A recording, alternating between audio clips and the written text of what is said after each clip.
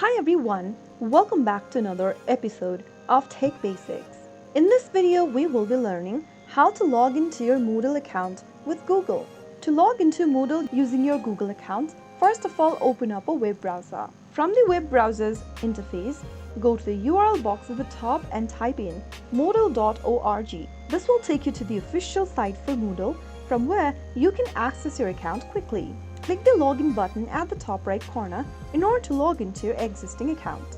In order to log into Moodle using Google, go to the bottom menu and look for this Google option under Login Using. Now click on the button and then enter your email address or your phone number associated with your Google account. After typing in your email, click on Next. Now enter your password for your Google account and then click the Next button once again. Allow Moodle to connect with your Google account by clicking Continue.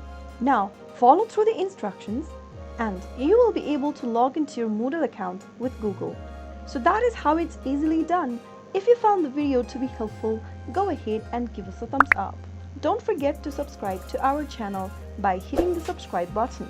Press the bell icon so that you'll never miss another upcoming upload from us.